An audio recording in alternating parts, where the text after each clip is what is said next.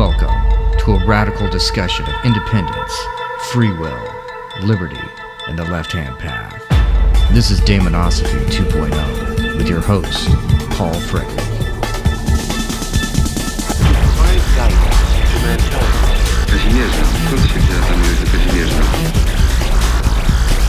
I better blast about that.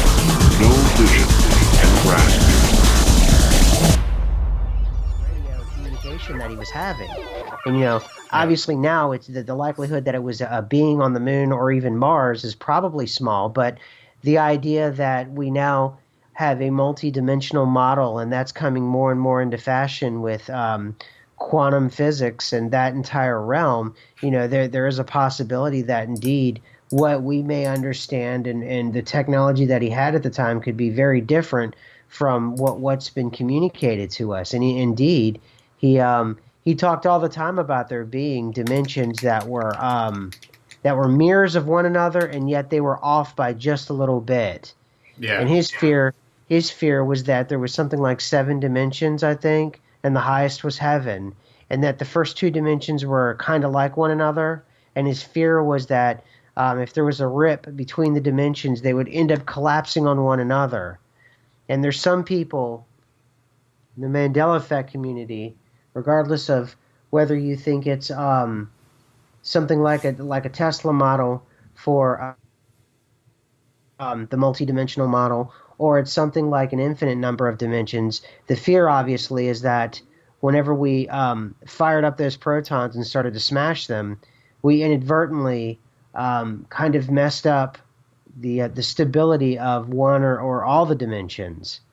And then from there on, you can go on to an infinite number of theories on, why the Mandela Effect is what it is, when you can go and think that a dimension collapsed on another dimension, or that we're still feeling the reverberations of another dimension being destroyed right next to us, right next door. There's some MEs that claim that they remember there being a nuclear war, and that sometimes you'll hear booms, and it was reported particularly around 2000, I want to say 13, 14, that there were booms being heard all over the world. And one strain of conspiracy theory was that there were DUMBs happening, which is deep underground military bases, and that they were blowing up under the earth more military bases and catacombs they were creating under the planet, if there were anything like an attack of some sort. And that we have a second kind of civilization where you have truckers claiming they went into a tunnel in New Jersey and then it came out near the Denver airport. So, but that's the more moderate theory. And then I've heard from other MEs, they claim that it's the next dimension over.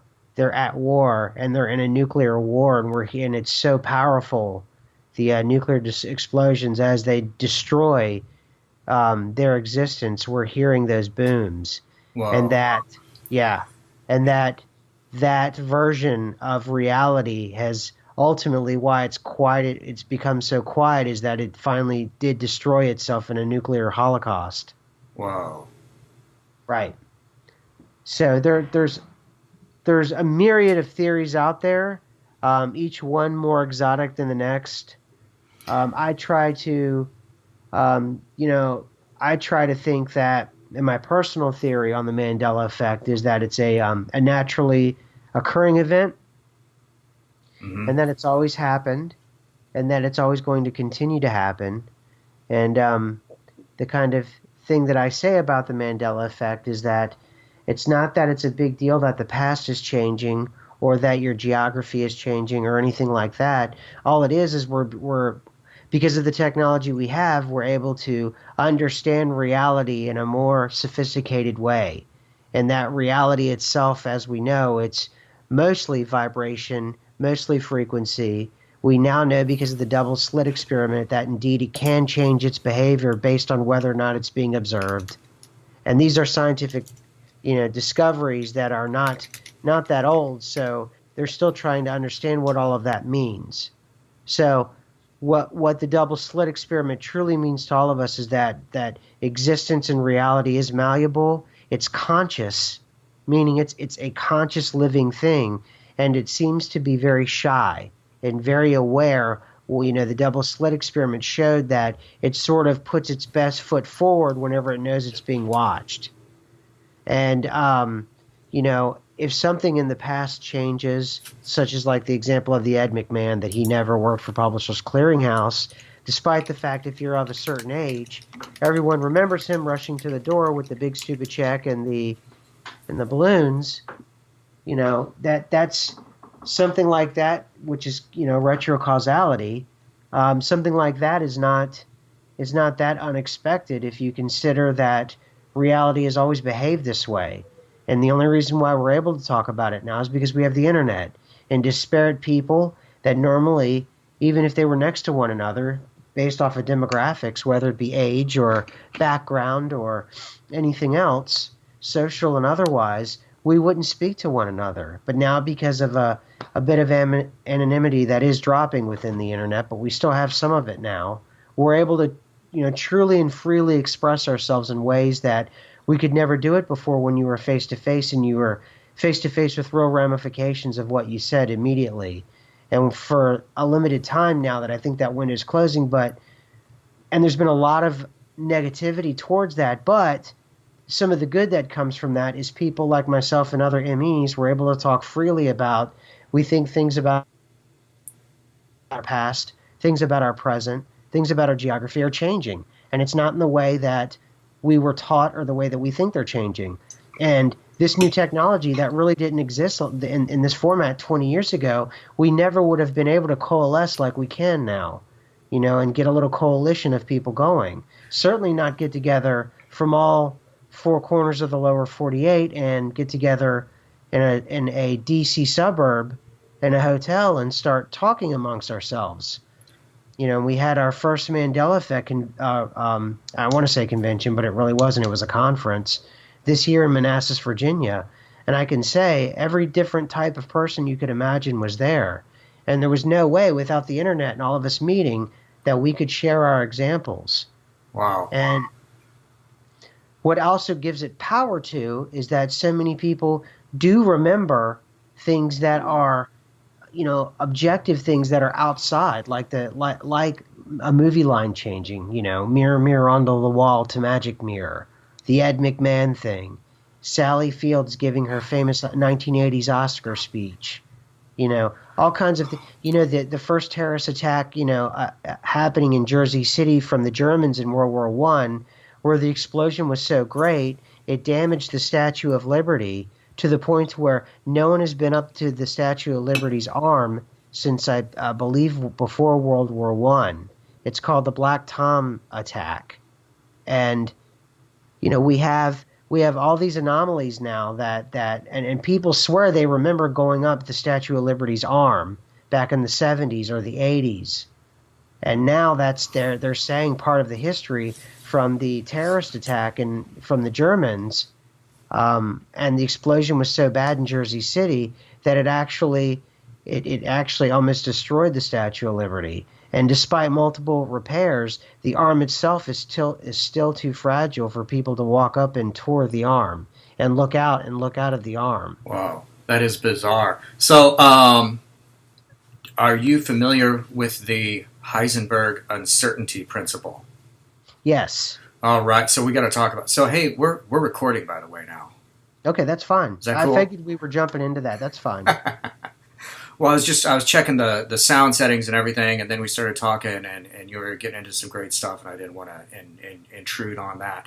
So, and I thought about the Heisenberg uncertainty principle when you talked about perspective and how because of the internet and technology, our perceptions are changing and our ability to perceive things is changing, and so that perhaps is changing the result of things, because that's kind of like the Heisenberg uncertainty principle, that the perceiver has an effect on what is perceived. You cannot help but change the result just by being present for whatever is happening. But before we get into that, so I want to introduce you to everyone and tell everyone welcome to another episode of Daimonosophy 2.0. And today I am talking with SMQ, who has his own show on YouTube. He has a YouTube channel, SMQ AI, where he explores all sorts of really intense things surrounding something called the Mandela Effect. And let's see, well, you and I, we started talking like, I don't know, 3-4 months ago, something like that. Yep. Yeah, and initially, I thought it was the mandala, like a mandala, Yeah. Like Indian stuff, like a South American, like a Mesoamerican mandala. And I was like, I don't get it. But I was watching it and listening along, and then eventually we were having a conversation, and then I realized, oh, it's Mandela, like Nelson Mandela, and then everything clicked. So why don't you explain to us what the Mandela Effect is to you? Sure. There's a sort of popular perception of what the Mandela Effect is, and then there's people who acknowledge the Mandela Effect as a fact, and then there's that perception too. The popular perception is that there's kind of it's a pop culture fad where things in movies that you remembered have been changed, and it's very strange. And some more popular YouTubers, they used it for sort of clickbait for a few months, about a year ago or so. And ultimately, it was things like life was like a box of chocolates originally the line was, life is like a box of chocolates, you never know what you're going to get. And then the line obviously changed to, life was like a box of chocolates, you never know what you're going to get.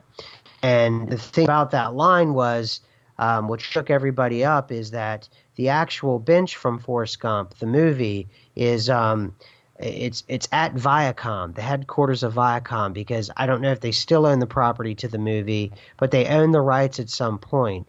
And the bench itself has been reported to be in the lobby of Viacom. And the bench itself, according to a Viacom employee, actually has on the bench, life is like a box of chocolates, you never know what you're going to get. Well, whenever Forrest Gump says it in the movie, when he's sitting to the young lady that appears to be a nurse, and he offers her the box of chocolates, the line is allegedly changed to, life was like a box of chocolates, you never know what you're going to get. And then there's the other big one, the more political one, where people remember Nelson Mandela, and this is the one that was started by Fiona Broom, where she did an experiment where half of her audience actually remembered Nelson Mandela, the South African political freedom fighter fighting against apartheid in South Africa. They remember him dying in jail in the 1980s, and then after that ensued, it was just a bloody rebellion against the white minority rulers of South Africa from the black majority. And that's how South Africa became the democracy that it is now. Now, on another timeline, the timeline I remember, Nelson Mandela survived this, and he ended up getting out and ended up becoming the first democratically elected president of South Africa, garnering a majority of the vote. Mm-hmm. So that's the timeline I remember. However, I've interviewed people, and under no uncertain terms, they remember him dying in prison, and they remember under no certain terms that it was a violent and bloody rebellion inside South Africa, and there was nightly news reports of the war. Essentially, it was a war that was happening, a civil war happening inside of South Africa, and from there, people started to pick up on more things that were changing. So, the other one is Publishers Clearinghouse. Publishers Clearinghouse, it had Ed McMahon. If you're of a certain age, I would say probably a Gen Xer to older, you probably remember when you were a kid, Ed McMahon would show up at your door with a big check with $1 million and some balloons, and people would jump up and down very happy, and you were awarded the Publishers Clearinghouse check, and it would be like $1 million or something like that. Right. Well, that never happened, because now we're in a different timeline where he worked for something like American Clearinghouse or American Publishers or something like that, and he never did any of those things. American Family Publishers. American Family Publishers, yes. That's it. And he never did any of those things. So all of those memories that you had, you, according to, a popular scientific culture, you made up, or we're all misremembering as a group in some sort of mass kind of delusion together that we all share. And we did it simultaneously, and we did it without knowing one another. So, I was reading in your book, and it talked about Occam's razor. This one's a tough one, because are we talking alternative versions of reality, or do we have a simultaneous delusion over trivial pop culture references all at one time? Because both seem pretty ridiculous to me. So here's the thing. So when I started looking at some of these examples, and you mentioned, Forrest Gump and the Star Wars ones. Those appeal to me because I'm a big Star Wars fan. Like as we discussed, I'm a Generation Xer. I saw Star Wars in the theater when I was 7, 8 years old when it first came out. So I was part of the target generation for that. And so there's one of the Mandela Effect things is C-3PO's leg. Was it silver? Right. And, there's something weird about that, because I remember the first time I learned that it was silver. And it was after I can't remember when, but it wasn't when I first saw the movie. It was like sometime after that, I came into this awareness that he had a silver leg. So I'm not sure what happened there. And then the one about Darth Vader to Luke, they say, people remember, he says, "Luke, I am your father." But in reality, he just says, "No, I'm your father." Right. So those things, I see things like that, and I'm like, well, first of all, George Lucas is notorious for editing things. So it's like anything that has to do with product lines or things on TV, there's always this possibility it's been edited. Sure. But then you told me about the Ed McMahon thing, and I started looking into that, and I was like, no, I remember the Publishers Clearinghouse thing. I remember that so fucking clearly. And so I went back and I started looking for this. I started looking this stuff up online, and you're right. There's all this information about it never happened. No, it's American Family Publishers. It was right. Ed McMahon was always American Family Publishers, never anything else. There's all this stuff, and then eventually I found a video of Johnny Carson coming on the what's his name? The other talk show host. David Letterman. David Letterman, thank you.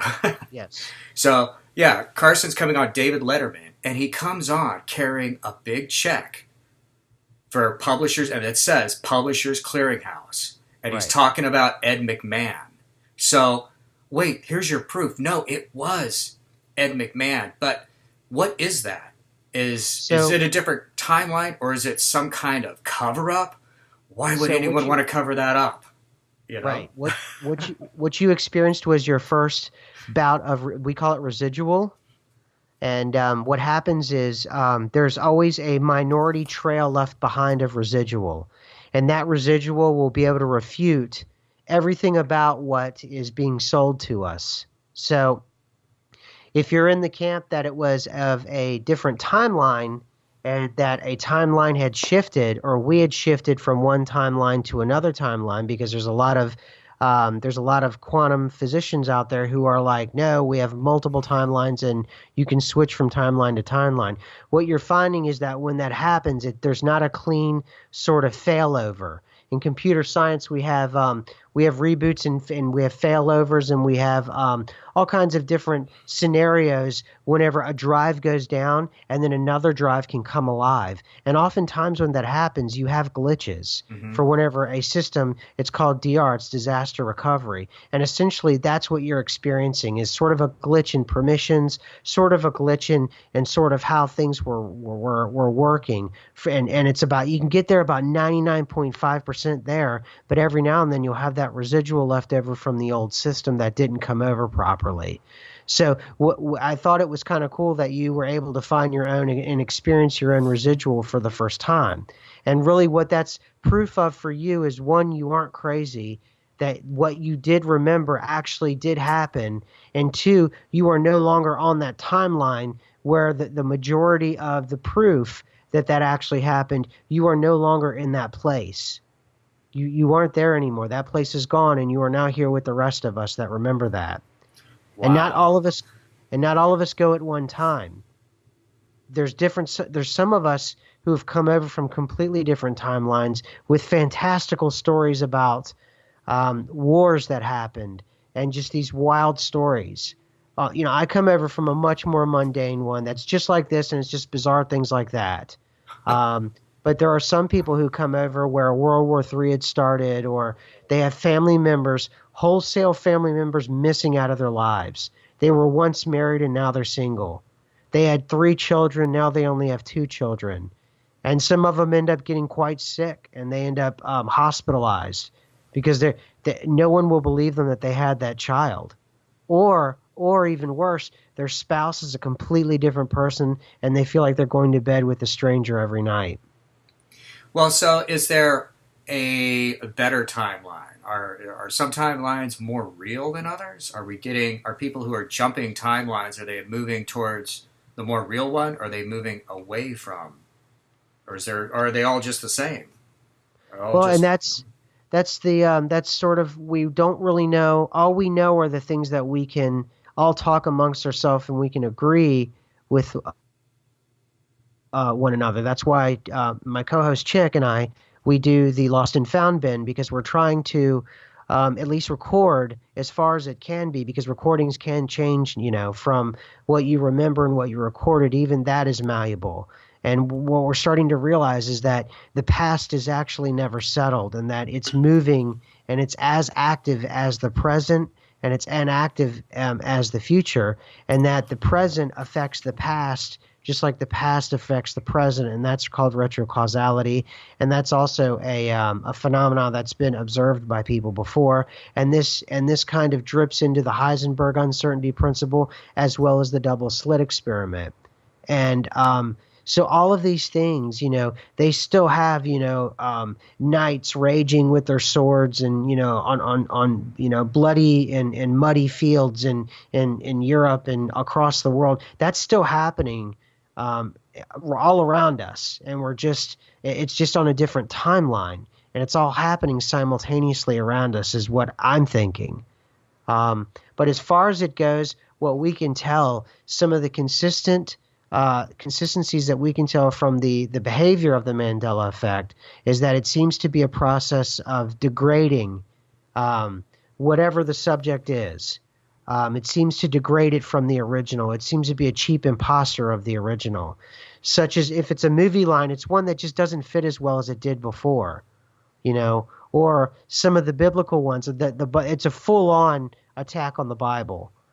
There's Christians out there, they are just beside themselves, and they're saying that the word of God is they think that we've begun one of the phases of the tribulation because according to what they say, and I hope I say this right, there is a period within their form of dispensation where God removes the word from this realm, and as he removes the word from this realm, the door is closing for those that can remember the original word.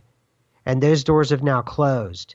So now the word is able to be corrupted because it was the word that you were worshiping, not the Bible itself. Mm-hmm. And now that time is past and that time is gone, slowly there'll be a moving back of the Christian God. And tribulation, it will move on to the next phase, is what some Christians think. Other Christians think that there are time travelers, and what they're doing is they're going back and they're manipulating the Bible itself at the time that it was translated from the original Greek, and that and one of the biggest examples that they give is the lion shall dwell with the lamb, That's gone now out of the King James version, because that seems to be the staple that evangelicals seem to be most in agreement with. So for them to have the wolf shall dwell with the lamb rather than the lion, to them that's also an indication of this removing of the word. So this also is it's very much a religious experience. It's a spiritual experience.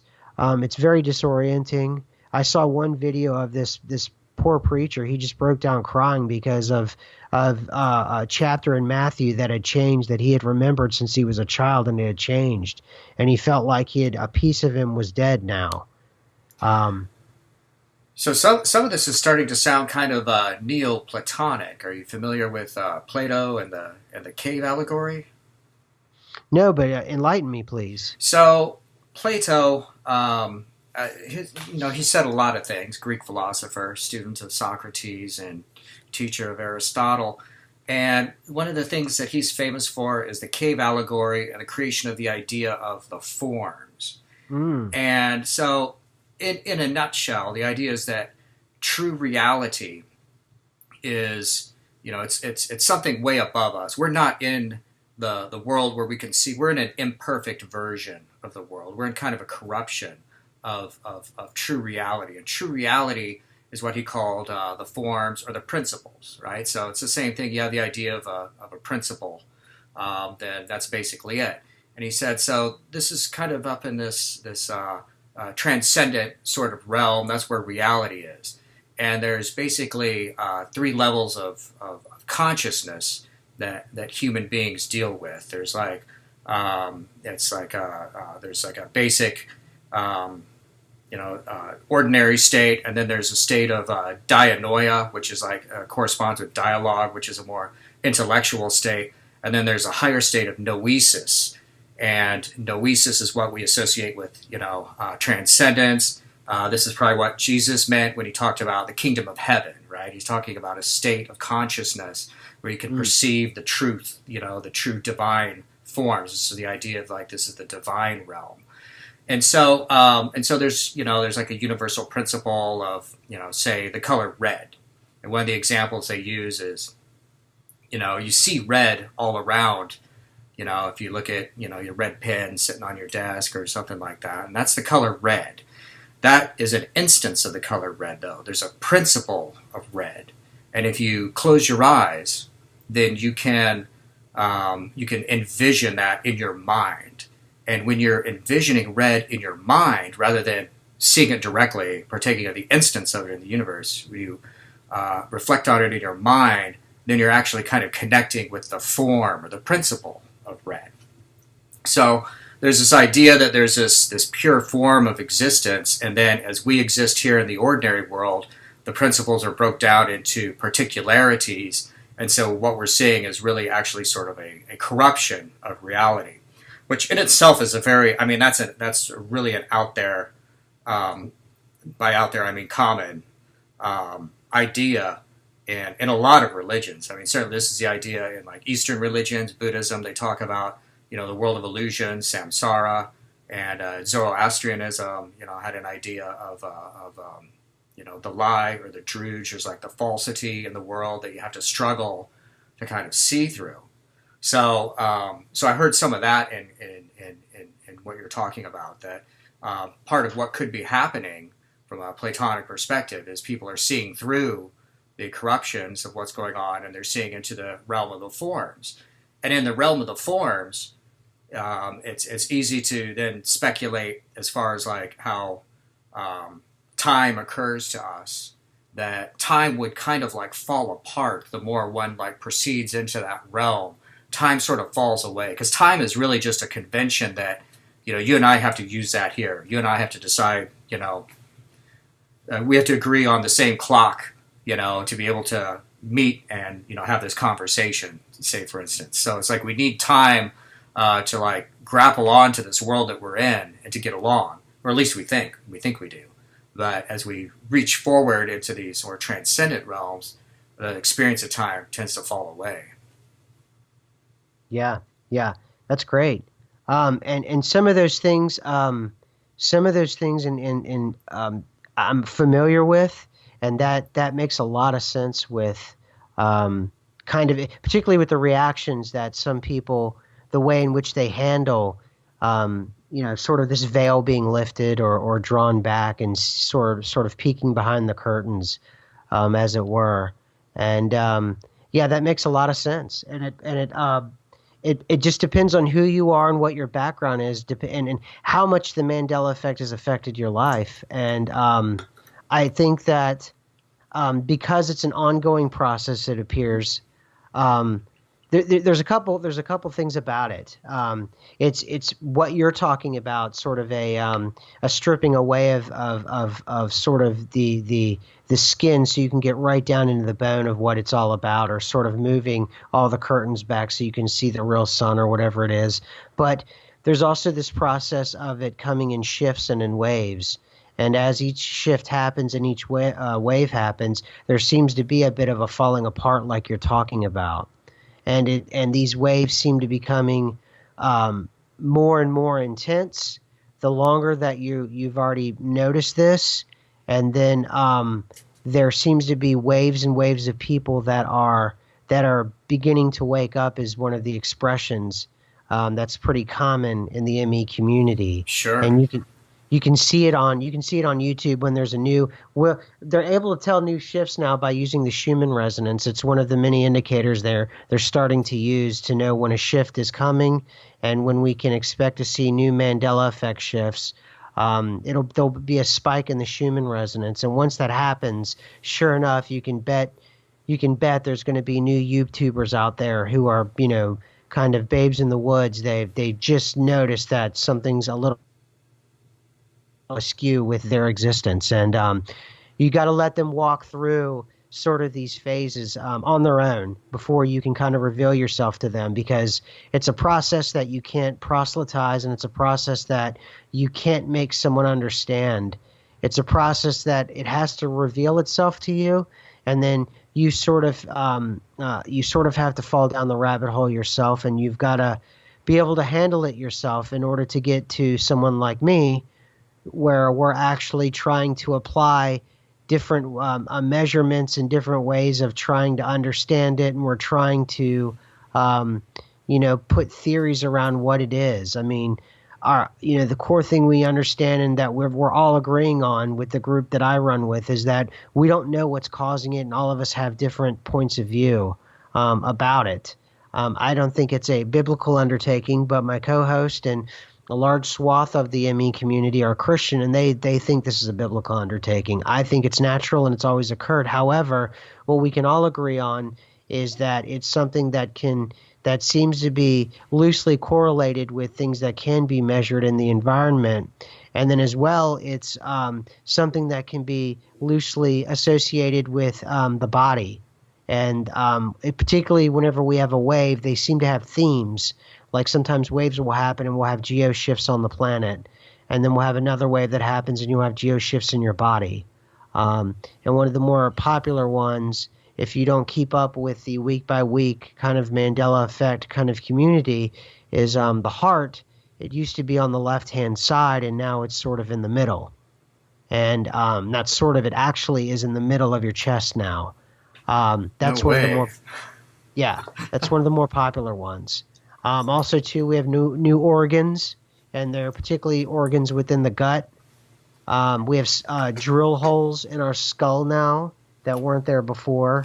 And we've had doctors that prefer to stay anonymous, actual MDs, who've talked to different people that I'm associated with. And I've only actually talked to a therapist who has difficulty and has yet to have an ME come in and talk with this person, but this person is going to have a difficult time trying to grapple with this, because this is a therapist who believes in the Mandela effect, and yet all of the training that this person has needs to point to guiding their patient away from it. But how do you do that whenever you yourself believe that this is a thing?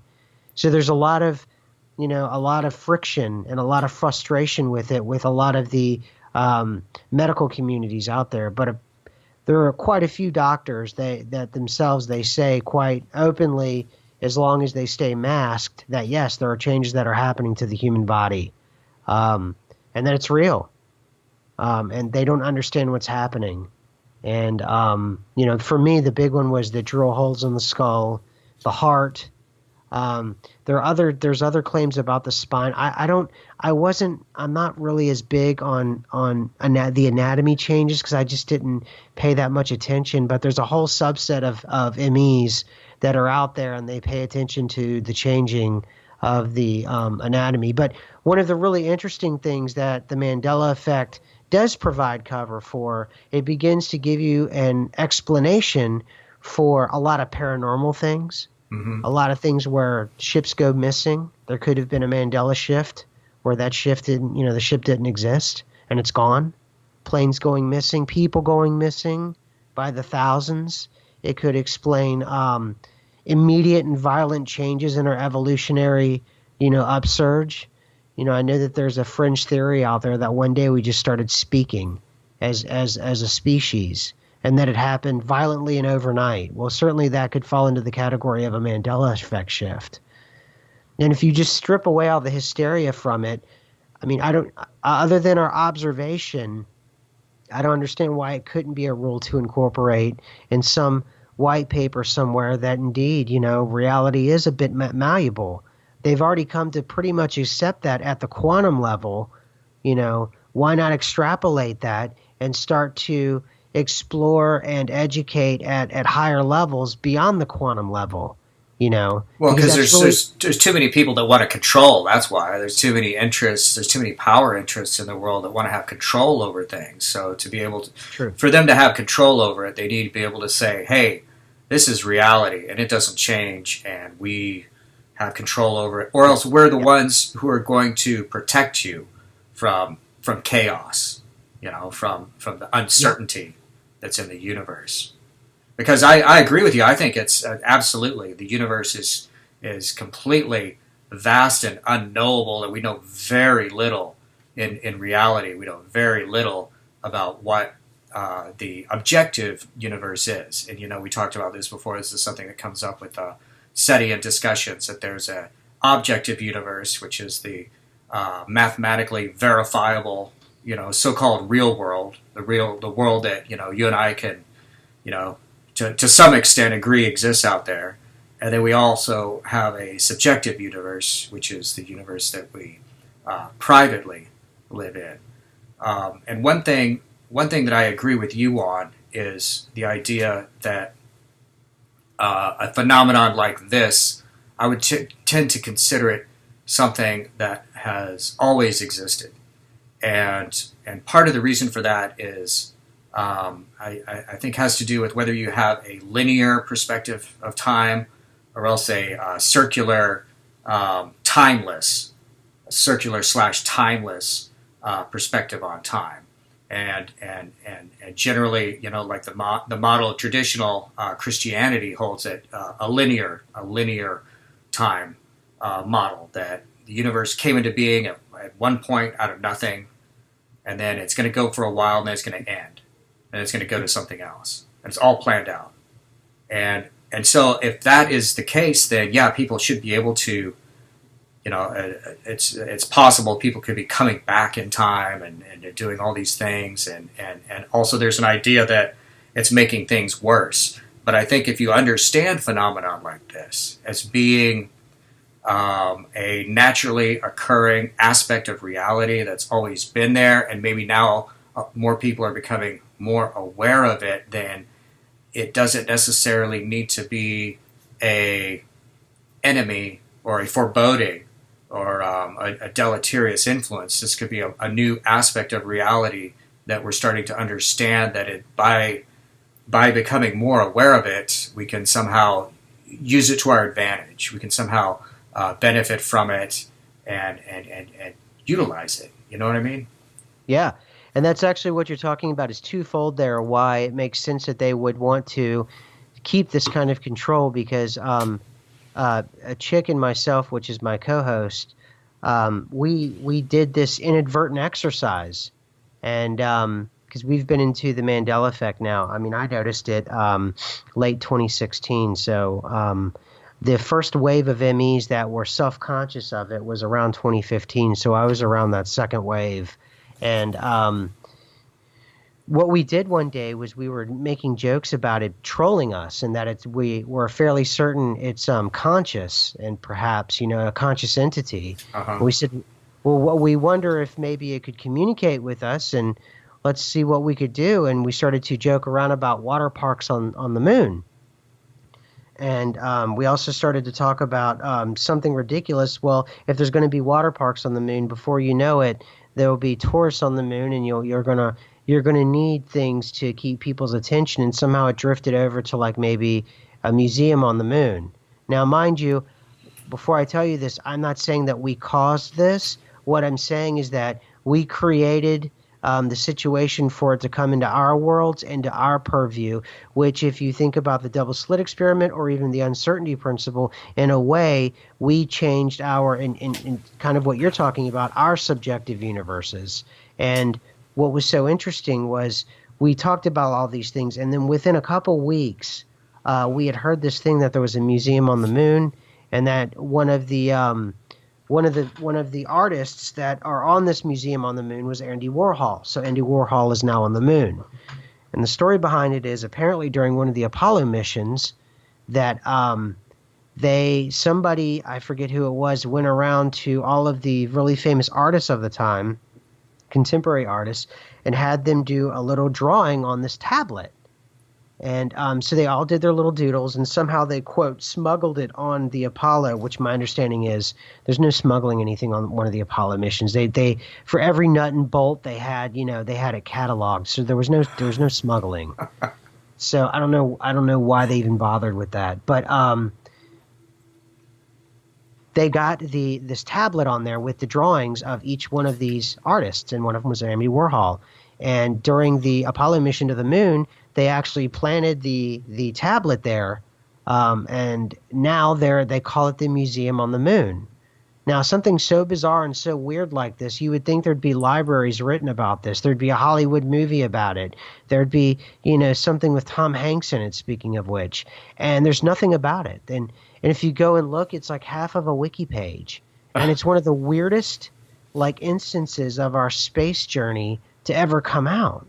And then right after that had happened, they suddenly discovered the possibility, and now I think it's the probability of there being lunar water.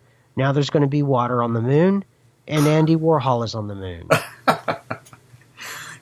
Nothing about our journey into space makes any kind of sense. It's like when I was a kid, we sat around and they said, yeah, we sent a man to the moon, and, we just believed everything. And then we had the Challenger blow up, which I guess the Space Shuttle Challenger blew up, which I guess that's another Mandela Effect thing about what year that actually happened. And what's weird? When I saw that one, they say the year's 1986, but I feel it was earlier than that. I felt just immediately when I thought Space Shuttle Challenger, I imagined myself being in 1982 or 1983 when I heard that. But yeah, me too. 83, I remember. Yeah. But, it's like nothing makes any kind of sense. Everything's in doubt.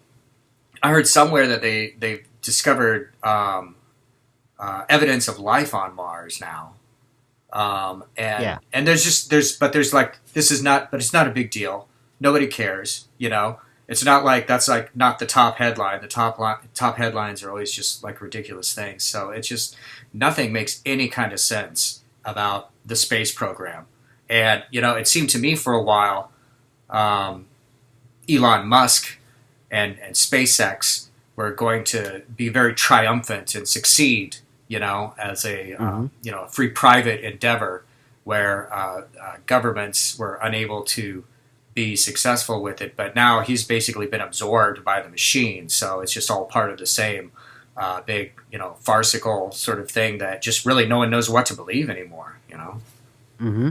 Absolutely. It's dissolving consensus is one of the phrases that we banner about in the Mandela Effect community, is that what people who aren't MEs and you're not part of the Mandela Effect is that you are Mandela affected, you just haven't accepted it yet. Mm-hmm. And all of the bizarreness, whether it was the election and people feeling like they're in a different And I don't care where you fall on the political spectrum, and I didn't want to make, I refuse to make things political. My point about that was a lot of people felt as if they were in an alternative universe. And the point I'm trying to make about things like this and your suggestions of nothing's making sense is that, yes, that's part of the Mandela effect, is that falling away of time and things breaking apart. That sort of ripple or echo into nothingness. And as it does that, the world itself becomes more and more unstable. And as existence becomes more and more unstable, all of those things around you that you took for granted, they suddenly become into question. Whether it be the Holy Bible or the way in which your skull is shaped, or whether or not it was 1983 or 86. And eventually there could be a point to where it could be both. And eventually your mind will have to accept that it happened twice and that there are 2 or 3 different versions of reality. And the worst part is they'll probably have a white paper out there saying that we knew this all along, we just didn't want to introduce this to you because we knew you couldn't accept it. And that's what we joke about on the Lost and Found bin, is that there's probably white papers written already all about all this. They're not ready to release it. So another thing that you said that I think a lot of my listeners will be able to relate to is the idea that you look out there as conceiving of the Mandela effect as a living entity that's watching you. And this reminds me of Dr. Aquino recently did this revision of the Satanic Bible. But one of the things that he said in there was that in the old days of the Church of Satan, we looked out into the darkness, and then all of a sudden we realized that there's something looking back, and not to take everything that you're talking about and pull it into the age of Satan. That's not my intent, but to say that this experience of that there's something uniquely human about that experience of looking into the vast unknown universe, especially after you admit to yourself to some extent that you don't really know what's going on with it. And then as you start to take actions towards interacting with it at another level, then there's a sense of consciousness like extending that by coming at you. Instead of your consciousness moving forward onto the universe, there's this sense of consciousness in a principle kind of way moving back towards you in your direction. And it's different then, because we have that all the time, right? Mm-hmm. I'm consciousness and I'm moving towards you right now, and your consciousness and you're moving towards me right now. And everyone who hears this, their consciousness is moving towards us or where we were in time at the time that this was recorded. So this is happening all the time with human beings everywhere. But then there's this experience that humans can have where there's like consciousness that's not associated with another person that seems to be coming back at them for some reason. Yeah, and I think one of the most important things about coming to that level of the Mandela effect and realizing that it's watching you, at least with me, I ended up having to come to a moment of respect. Because indeed I didn't take it seriously and I didn't respect it, and I kind of was put in check, I guess, because what happened was when I was 17 I had a really bad car accident, and it to this day I'm still not right because of it. Mm-hmm. I'm okay, I can move around and I'm fine. It's just it's still just one of those things that haunt me to this day. And we were doing an episode of the Lost and Found bin, and we were joking about it, saying that, we called it the Satanic Seinfeld, where it's like a Seinfeld episode, because it's all of these ridiculous things, but it's like it has just a twist of just off center to it. And it was meant almost like an insult, that it was just off center, but yet it was all of these really goofy, sort of frivolous things. We're talking about movie lines, for God's sakes, right? Mm-hmm. And we were making light of it, and we were laughing at it, and And then I remember that happened that Saturday, that Monday morning. I was driving into work, and probably about I would say maybe within 3 minutes of me arriving, there was a fresh car accident, and the manner in which the car accident happened, and the way in which this lady was running around, and then there was someone else in the car not moving. It really shook me up. And I don't know why, but I just knew that I had done something wrong, and I was afraid, and I didn't. When you go with a religious system, regardless of the one, you have a system to make amends. For something like this, there's no way to make amends yet, and it was something that I knew. I just knew it. And the message was loud and clear, and I don't make jokes anymore. And that it's just hard to explain. And I even saying it, I know it sounds ridiculous, and people are going to think it's really stupid, but you've got to get to a point in this thing where you've seen so much change in reality that you realize you are dealing with something that is very big and very real, and it's just not something to be toyed with. And it's not something to make a joke out of. At least I'm not going to do that. For anyone else, Godspeed on them. But my days of making jokes about it are over. So another thing, but that's what's funny about it is, like you mentioned, it's like the Seinfeld aspect of it. And I think Robert Anton Wilson said this in reference to the Mothman prophecies, I think, in one of his books, where he talked about the prophecies that they get and the things that happen. They're always like there's always something kind of like trivial and not really amazing about all of the truths that they're getting from supposedly external or like psychic sources and stuff like that. And why is that? Is that because the universe has a sense of humor? Does the cosmos have a sense of humor about it? I mean, what is the reason for that? And the other thing that seems to happen is that when you start looking, when you cue into these experiences or synchronicities, coincidences, I mean, is a big thing. You start looking at synchronicities and you start looking out for synchronicities. Suddenly you start to see more of them, and you see more and more. And if you start talking to other people who are also watching out for them, then that increases it even more. It accelerates this whole experience. Yes. And then he talked about, like Robert Anton Wilson talked about, well, you get to a certain point where you reach like a critical mass with it, where there's just so much shit going on that it just becomes absurd. And so you can't even you don't even have time to write it all down and write a blog about what does this mean. You don't have time for that anymore. So at that point, you just kind of like throw your hands up in the air and give a chuckle and just move forward. Go on to the next thing. Yeah, and I got to get back to that point of control you're talking about too. And I'm reading in your book, you talk about this thing called the magical link, and I'm struck by that because there were videos that I was watching before that started to talk about that and using will and using focus and focusing energy and calling it the universal Mercury.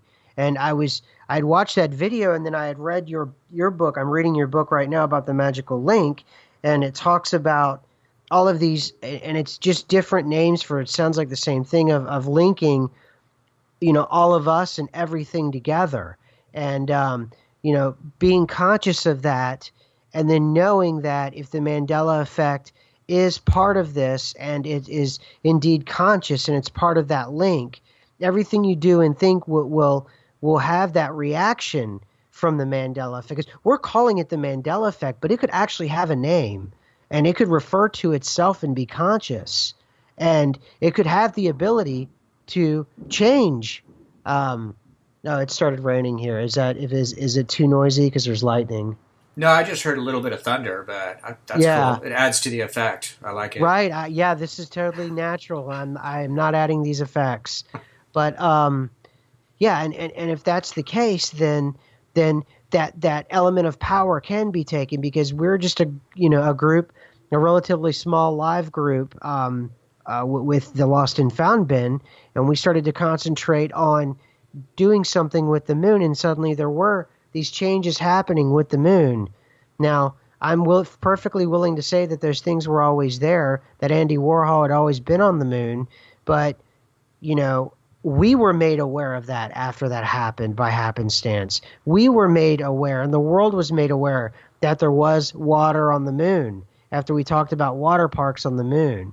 And is there a possibility by some of the ways that you were talking about, kind of taking an energy and directing that energy, and from some of the other videos I talked about with the universal Mercury, taking that energy and through ways that aren't fully understood by me, can you bring those things into, not just your subjective universe, but the objective universe as well, especially with a group of people and a disparate group of people that are very sincere in heart. So these are very strange things we're dealing with. Oh, And yeah. And know?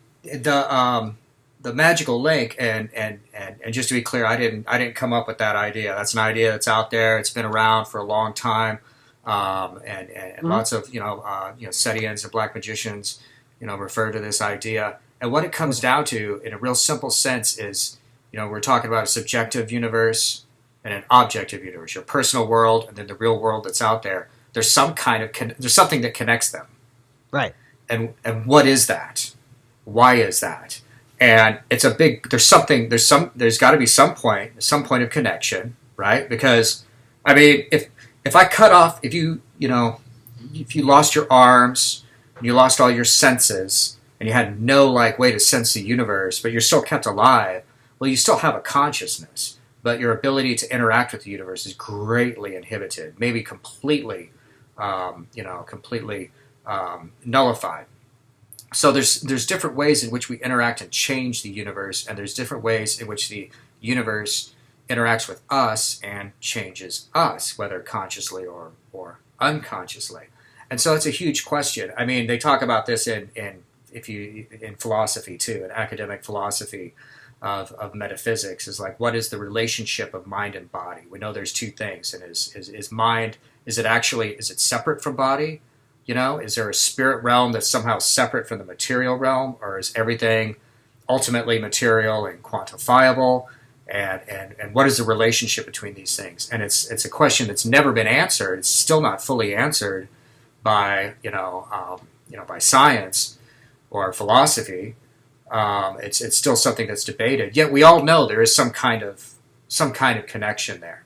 But one thing that we know is that people who decide that they have power over the link, that they can affect that link, right?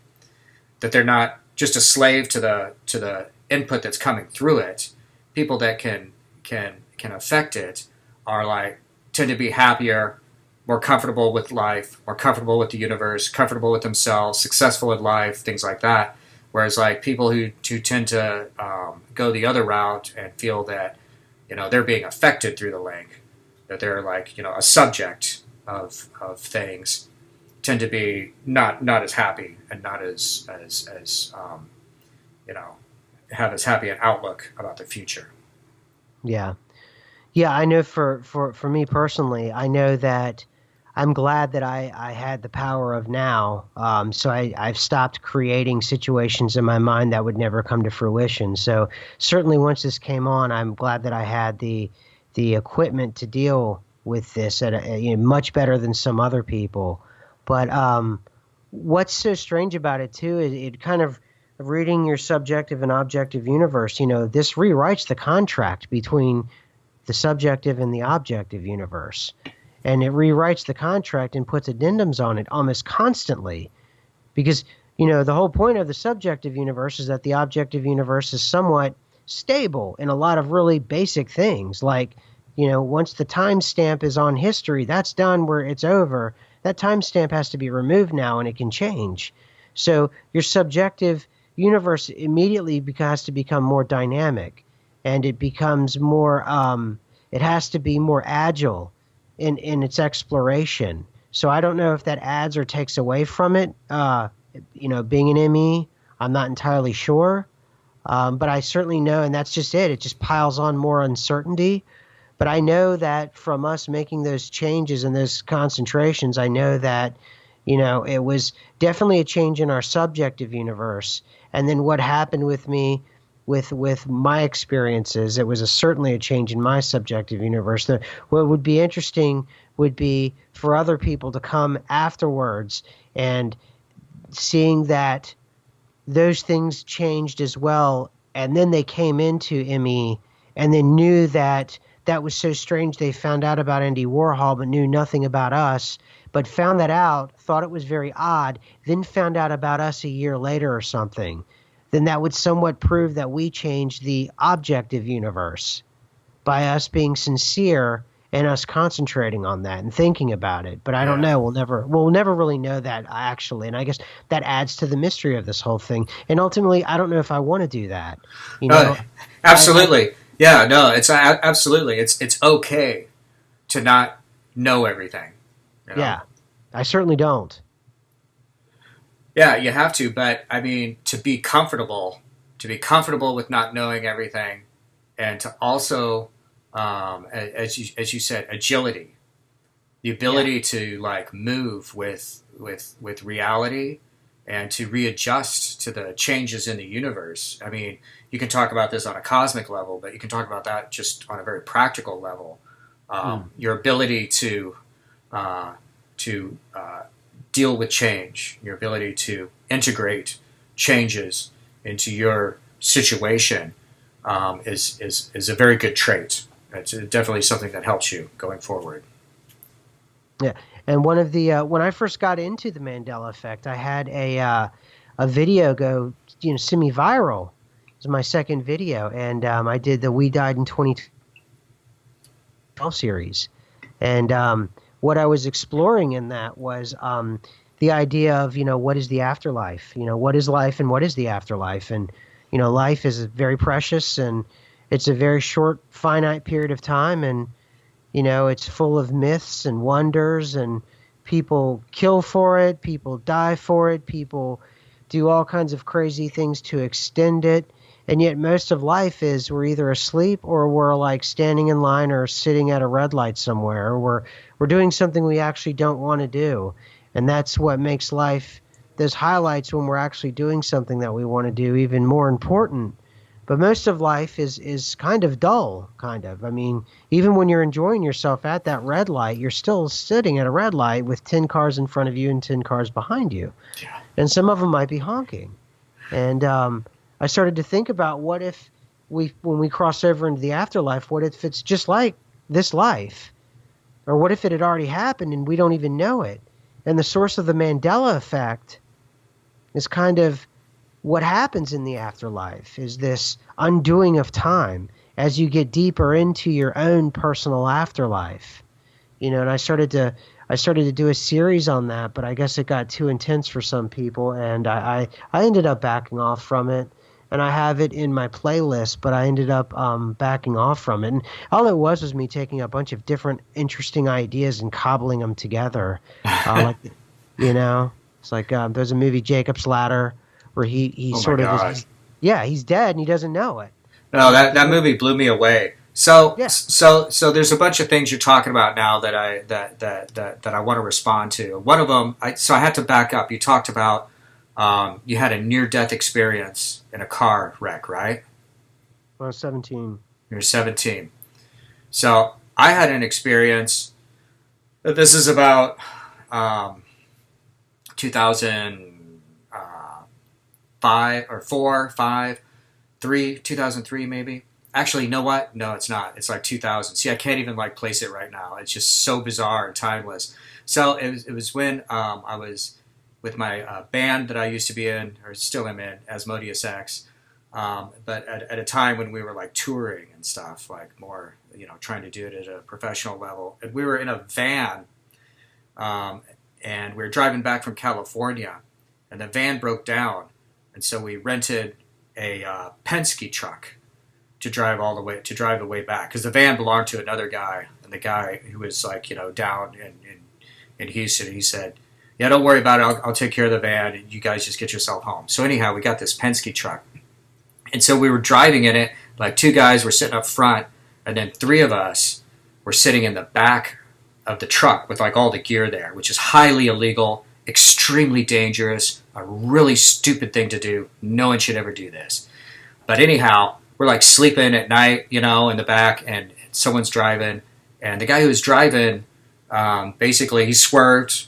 We're in West Texas, in the middle of nowhere, in the scrublands, and he swerved to hit a deer, to avoid hitting a deer, and ended up rolling the truck.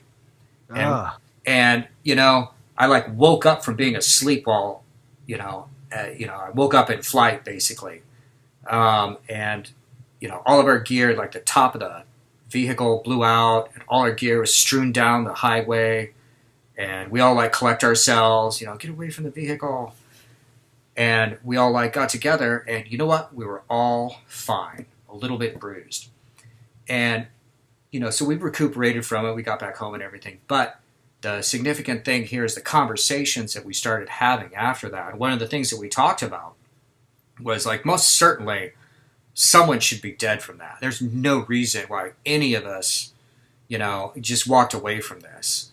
And so that led to the discussion of, well, maybe we did die and we just haven't realized it yet. And so then one of the guys from that, who is a good friend of mine, Gary Lessiker, he is dead now. He did pass away like some years later. He was never the same after it, and just kind of went on this, kind of went downhill from a variety of things. And so he's no longer with us. And none of the other people I talk to at all anymore. But I still, when I'm like, sometimes I'm like, laying, the wee hours of the morning, I'll lay there and I'll start thinking about that moment when all that happened. And I just cringe, and a shudder goes through me. That like, there's no reason I should be here. And I wonder, am I really not here? So. Well, the thing about it is, one of the hallmarks of the Mandela Effect is almost to the ME, like the hardcore ones, they have an experience like what you just described, just so you know. Uh-huh. And almost to the person. It's exactly what you just described. Some incident. Oftentimes, it's a car crash, and almost to the person, they describe something like what you just described, and it haunts them to this day. And there's a real connection with that, and just the fact that you're talking with me, and I've been in this now for since late 2016. There's that link there, and I am so beyond. Believing in coincidences. I think I live in synchronicities now. Everything is synchronous. There's no happenstance. There's no everything now has a reason. Even as and what's so remarkable for me is, even as things dissolve, I'm finding more symmetry in this world as it seems to unravel. And that is the great paradox that I live in. And sometimes I think that's part of the coping mechanism of if you did pass on. And something I talked about in my 2012 series is that the trauma of coming to grips with the fact that you have moved on might be so great to bear. There's still parts of my accident I don't actually remember, to this day. And this is decades ago.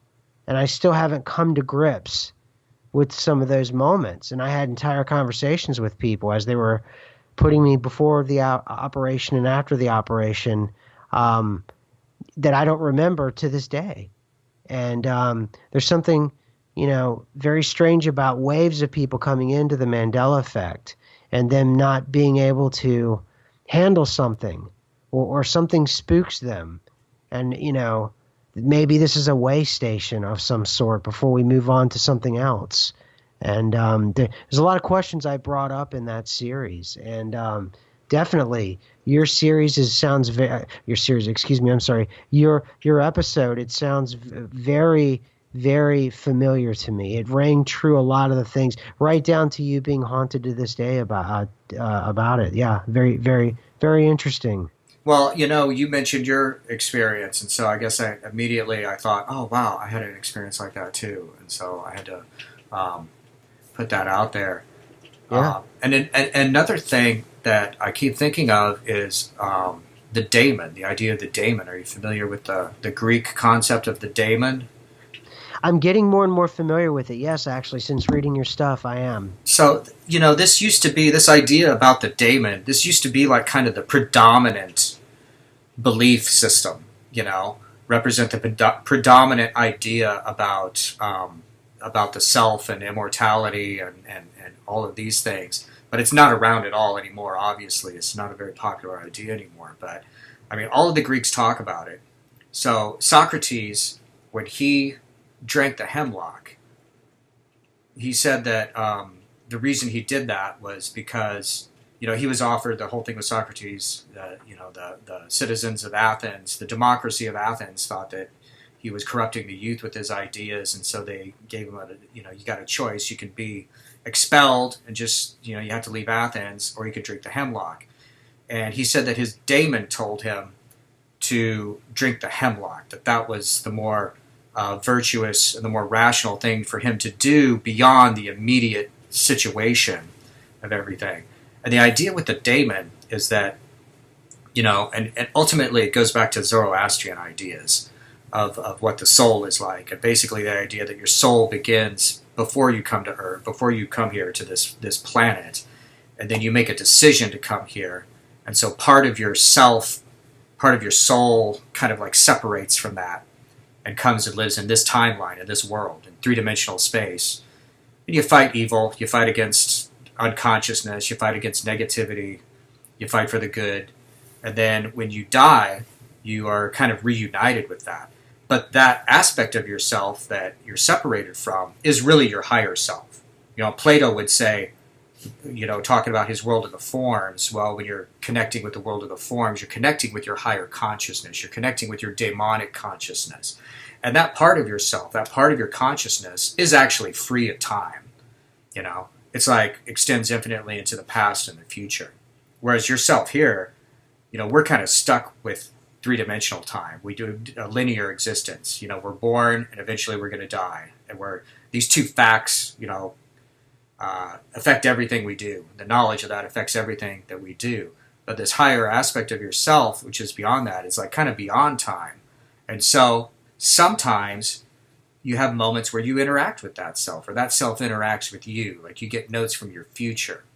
And so that's like one theory too about how we transcend time, is because, well, we have a part of ourselves that is outside of it, that we can still connect with, and that is, kind of beyond the linear time.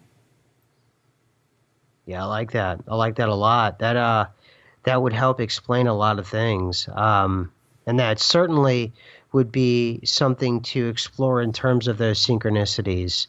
And just having a higher self kind of guiding you through, because there's moments where I have peaks and valleys of those synchronicities, particularly with time.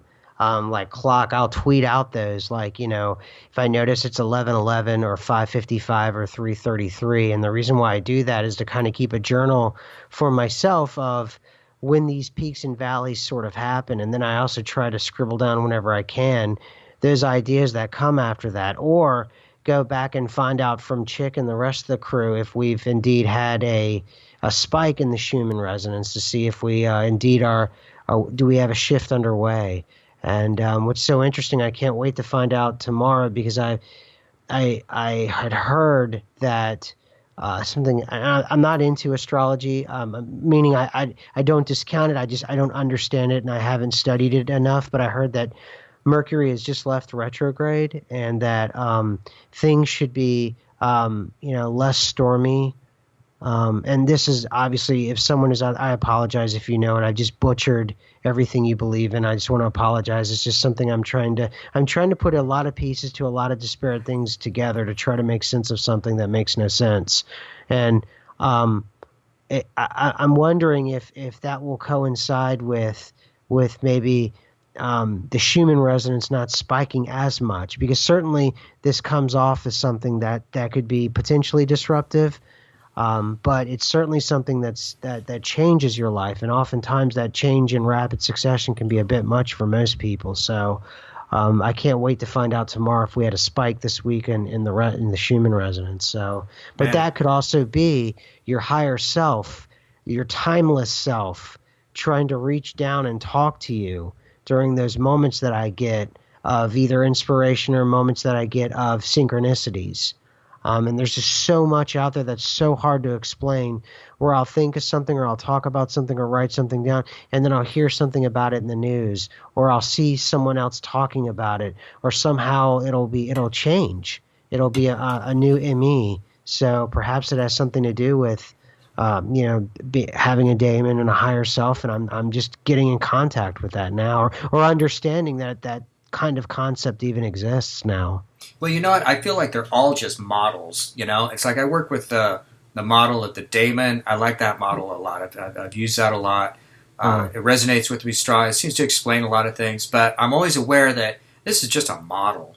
I mean, the reality of the situation has to be way, way more than that. Because, I mean, if you decide, Aleister Crowley said that the fixed idea is insanity at one point. He said that's like the only bad thing is the fixed idea. And you no sooner settle down on one model of reality, then some shit happens that blows it all away. Yeah, yes. So this goes back to what you were saying about flexibility, agility, right? The ability to I'm gonna switch out models. I'm gonna try a different model now and see if that works better for reality, because we're going at something that's just ultimately unknowable, and we just need a good map for it. Right. The map, and Robert Anton Wilson said the map is not the territory. Remember that. You got to get a map, but remember, it's not the same thing as the territory. The territory can be different once you get there.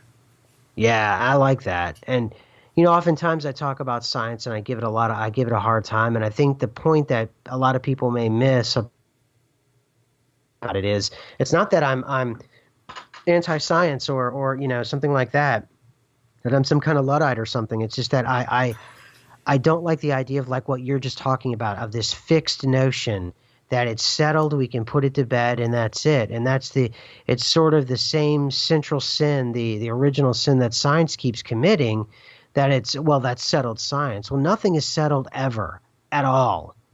And everyone on my Twitter feed kind of made fun of, scientists now say coconut oil is the most deadly oil for you, and it'll take you out. And I'm like, well, eggs have been good and bad for me according to science 3 or 4 times in my life. So science, the idea of it and what it offers is really great. I think it needs to get over the notion of it being settled, and that, the smugness of, that's settled science, and the hijacking of people who are science sort of raiders.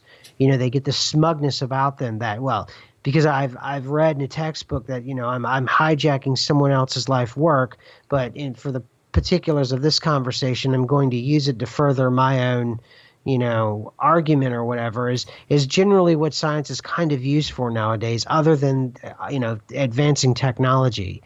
And it's more of a political and an ideological thing now than anything. It doesn't seem like there's a lot of integrity in the pursuit of it whenever it's mostly owned by, private or non-government organizations that are trying to advance a new drug or whatever it may be, and can alter the science in order to get that drug out or whatever it may be. And if people go and I'm saying this, that if someone goes and listens to my show, that's my beef with science. I love science. I love the idea of it. I just don't like the idea of contemporary science saying something is settled, when we all know in 10 to 15 years, coconut oil is going to be the wonder drug that fixes everything. We just know it. Yeah. We just know it is, right? You just know it is. Yeah. Just like whenever scientists, they were pro-tobacco, Yeah.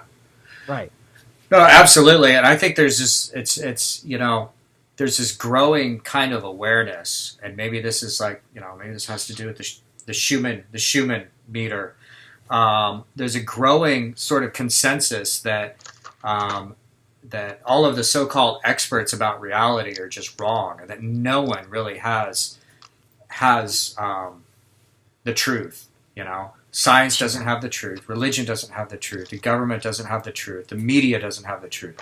There's no one that can be believed anymore. And people are realizing that they have to get back to direct communication with other individuals and other human beings to really get a grasp on reality. Because if you don't, you're just going to get pulled along into this big, vapid storm of other people's goals, of power interest goals. Absolutely.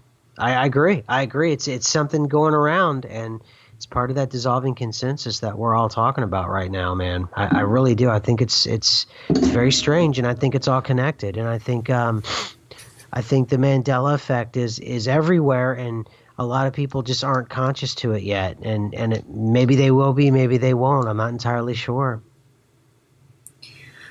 Well, SMQ, man, I've loved speaking with you, and I love your shows. I love your podcast.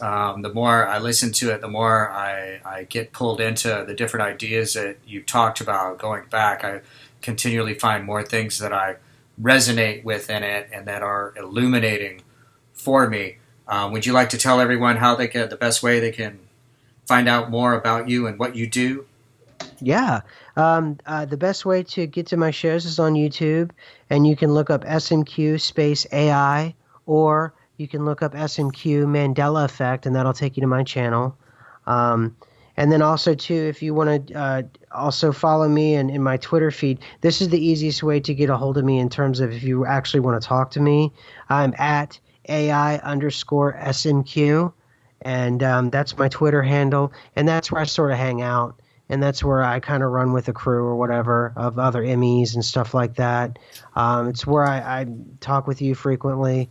And that's the best place. But, I certainly do the best I can with the comments section. The problem is YouTube, you have to go to the your actual laptop. And I live on my phone in order to reply to comments way whenever they categorize them as inappropriate or whatever. So I don't always get to those comments in a timely manner, or sometimes I don't see them apparently. So Twitter's the best place to actually get me. But yeah, I appreciate everything. All right, brother. Yeah, everyone check out SMQ. There's something going down, and he's got his finger on the pulse. So take care, my brother, and we will talk to you again soon. All right, man. I appreciate that. Thank you very much, Paul.